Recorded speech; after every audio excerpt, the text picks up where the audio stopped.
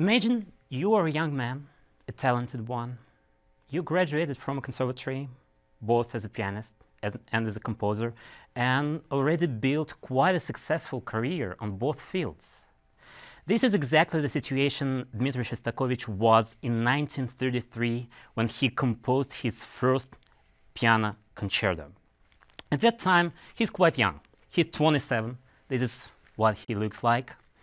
He's full of energy. He's full of laughter, full of jokes, and I just cannot resist playing for you my favorite joke of his. Being a conservatory student, he took a piece written for a harpsichord, piece by Scarlatti, and transcribed it for a band. And this is what it sounds like.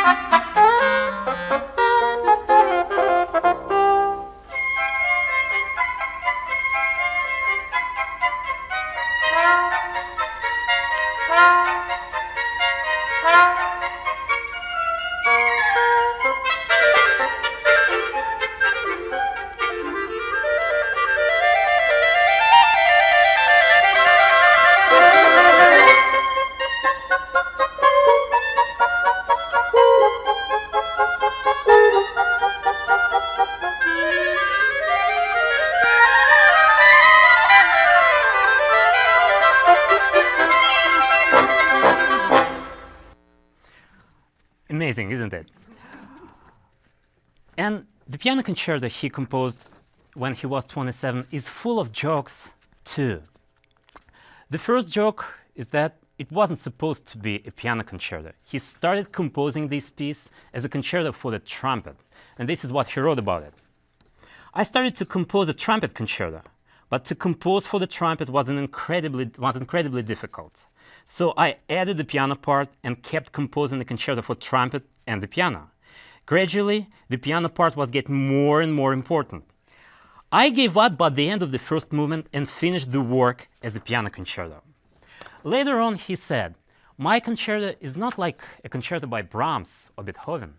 It's a bird of a different kind." And I felt it at the very first moment I started learning this piece. What is a concerto? It's a competition between a soloist and an orchestra.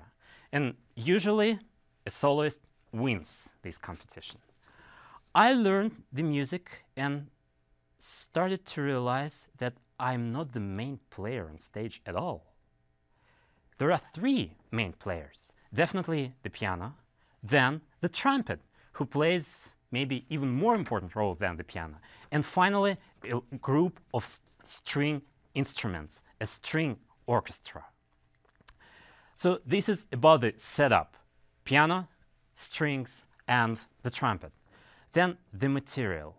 The composer, this 27-year-old boy, is constantly challenging the musical authorities of the past. This is how he begins the concerto.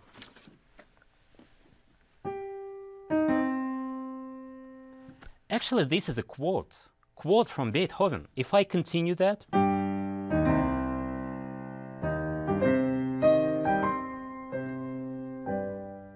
we will get one of the famous Beethoven sonatas, Appassionata Opus 27. Luckily, he didn't continue.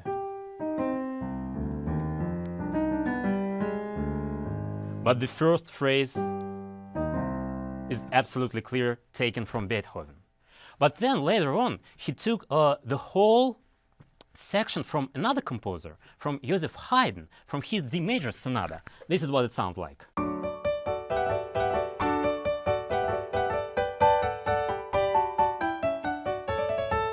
So this is Haydn's sonata, and this is what it sounds like in Shostakovich's version. It's almost like transcribing a harpsichord piece for a band.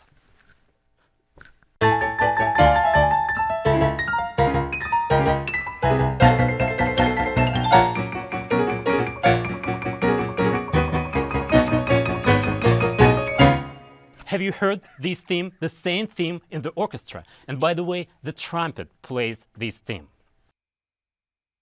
Practicing last pages of the final movement, I felt that I heard this theme before.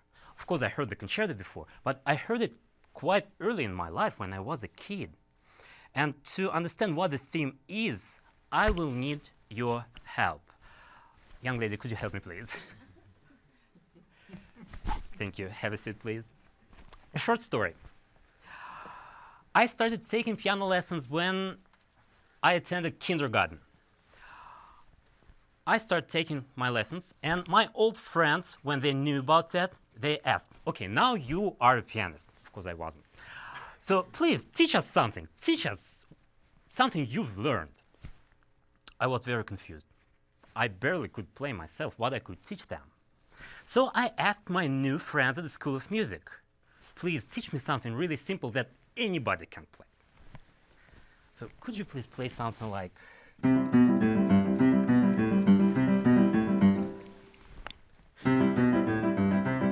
This is what one person's playing.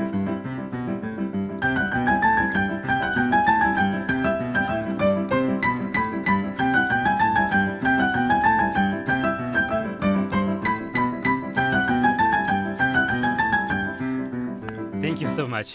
That's it.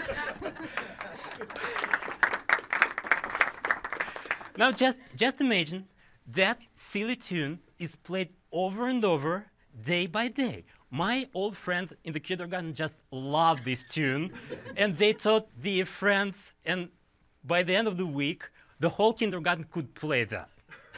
So just imagine that played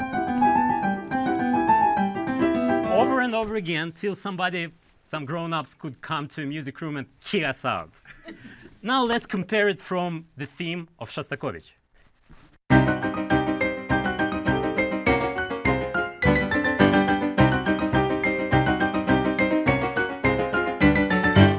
I don't want to say Shostakovich and I attended the same kindergarten. But the resemblance is complete. So he didn't hesitate to find the material anywhere, on streets, in a kindergarten, absolutely anywhere. So we are talking about jokes, laughter, but was he ever sincere? Yes, and actually Shostakovich continued a very strong tradition of Russian lyricism, tradition of Tchaikovsky. Let's hear one tune.